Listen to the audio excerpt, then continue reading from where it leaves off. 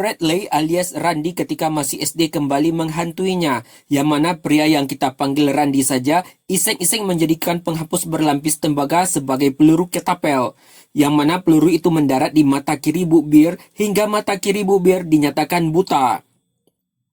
Semenjak itu, Randy tumbuh menjadi pria yang pendiam dan penakut. Bahkan ketika dia bekerja pada sebuah kafe burger, kegiatan Randy hanya didominasi pekerja dan diam. Pagi itu, Randy tiba di kafe lebih awal untuk melakukan pekerjaan rutinnya sebagai pelayan. Seperti biasa, sang manajer selalu memberikan motivasi pada Randy, Chris, Jess, dan Benson alias Benny agar tim itu bekerja lebih giat. Tapi perilaku Chris dan Jess terlihat jorok dan porno hingga membuat Benny muak. Bahkan, sang manajer tak berani menegurnya. Melihat kerja Randy yang bagus dan giat, sang manajer memanggilnya dan memberikan nasihat agar dia bisa berkembang. Sang manajer berjanji akan merekomendasikan Randy menjadi manajer pada cabang kafe lain. Melihat Randy dipanggil dalam ruangan membuat Chris ingin tahu apa yang disampaikan manajer. Bahkan Randy diejek menggunakan mikrofon dengan bahasa yang jorok dan porno. Randy mencoba menegur Chris, tapi Chris terlihat kesal dan menghampiri Randy hingga Chris memaksa Randy memakan burger basi sebagai pelampiasan sakit hatinya.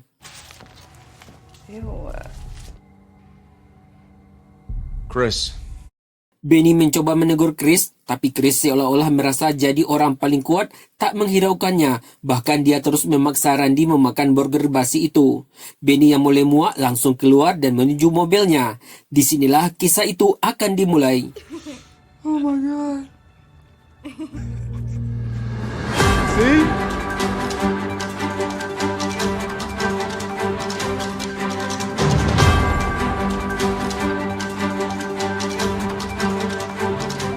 Berfokus pada Benny, pria yang muak dengan tingkah Chris selama 2 tahun ini langsung mengambil sepucuk senapan dalam bagasi mobilnya dan...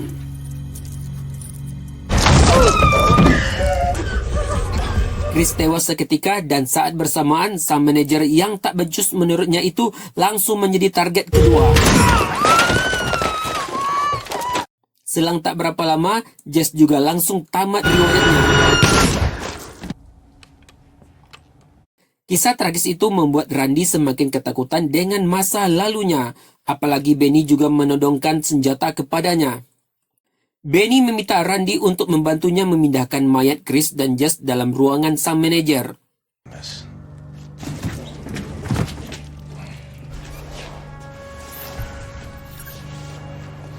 Kisah mereka berakhir di kafe itu setelah Randy dan Benny membersihkan kafe itu dari darah dan segala jejak bekas yang akan menjadi bukti tragedi di kafe itu. Mereka segera pergi dari sana sebelum ada orang yang mengetahui kejadian di sana. Benny memberi Randy sehelai jaket untuk menutupi bercak darah di bajunya dan melanjutkan perjalanan hingga berhenti di sebuah kafe. Karena merasa sangat lapar, Benny memesan telur dadar sedangkan Randy entah takut atau entah memang sedang tidak lapar sehingga dia hanya diam saja. Wonder what you gonna ask me that. And for Mr. What about me?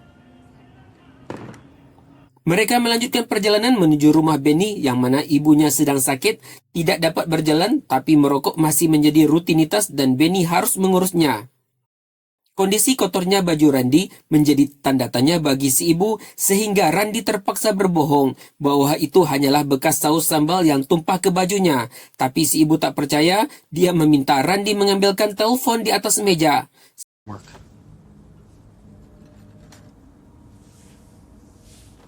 I work. Sepertinya si ibu mengetahui tindak kejahatan yang dilakukan Benny dan berniat melaporkan ke polisi.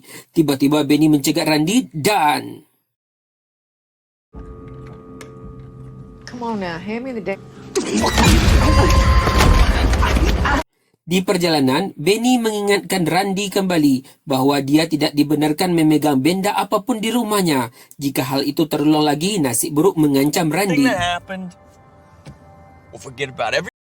Randy semakin takut setelah dipaksa Benny. Dia menjelaskan bahwa dia melakukan kesalahan pada gurunya semasa SD sehingga sebelah mata kirinya buta.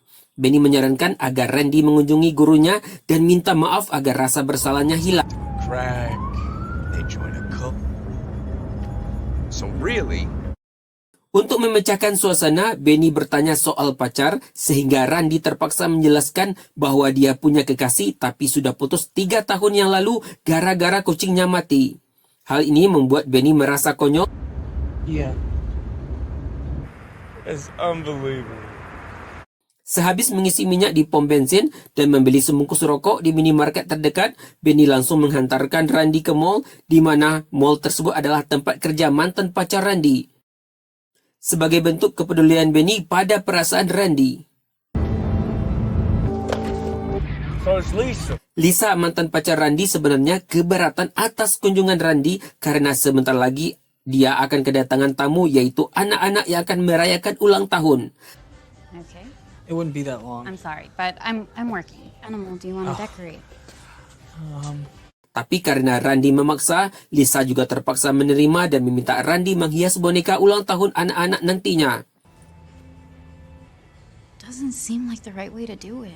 Randy dan Benny akhirnya pergi. Mereka mencari tahu alamat Ibu Bear dan ingin bersilaturahmi sambil minta maaf padanya. What's wrong with shopping malls? Oh, I don't know. They're just the embodiment. Karena tak ada informasi, Benny memaksa Randy ke sekolah di mana tempat mengajarnya Bu Bear yang sebenarnya Randy keberatan, hingga mereka cekcok di halaman sekolah dan pada akhirnya Randy mengalah. Cool your jets, Randy. You can't just mess with that. That's safer. Because it's Mereka langsung menuju ruang resepsionis. Guru piket itu tak bersedia memberikan informasi alamat Bu Bear. Well, no, gentlemen, it's Saturday. your address, would you? I'm so Setelah memberikan keterangan bahwa Randy ingin minta maaf atas kerusakan mata Bu Bear, guru piket itu bersedia memberikan alamatnya. Saat wakil kepala sekolah keluar dan Benny tak asing dengan namanya yang membuat jiwa dendam Benny bergelora, entah ada masalah apa si Benny ini dengan sang wakil kepala sekolah hingga dia begitu dendam. Setelah mendapatkan alamat itu, Benny menyusul wakil kepala sekolah yang disusul oleh Randy dan...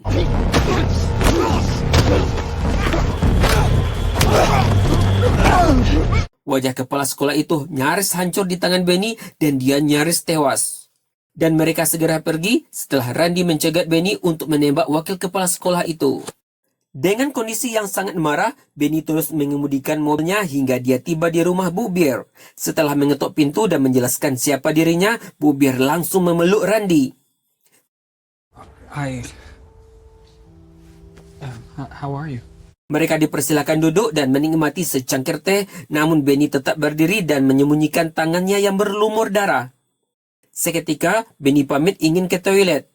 Setelah membersihkan bercak darah di tangannya yang membuat dia nyaris muntah. Setelah itu, Benny mengajak Randy pulang, tapi tiba-tiba telepon berbunyi dan Bu Bear harus mengangkat telepon sebelum mengantar mereka ke pintu.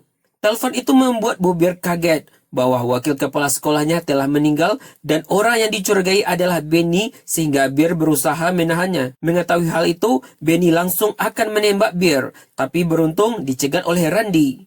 Oh my God! No, put it What away. are you doing? What? You're the reason we fucking came. Bear dan Randy disekap oleh Benny. Mereka dibawa ke sebuah kafe. You're the one who.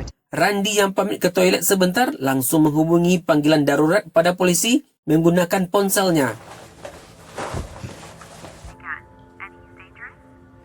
Oh, you might. Saat Randy kembali, seorang manajer kafe meminta agar Benny tak dilayani karena kasar pada pelayan. Benny marah dan langsung menembak manajer itu. Shut the fuck up! Mendengar suara sirine polisi, Benny mulai panik dan menuduh Bear yang menelpon polisi. Sebuah peluru yang menuju Bear dihalangi oleh Randy sehingga menembus bahunya. Randy minta maaf, dia mengaku telah menelpon polisi. Benny sangat kecewa, dia berusaha kabur namun polisi telah mengepungnya dan... When I came home, Benny tewas seketika. Bear dan Randy sangat syok, tapi dia bisa kembali ke rumah.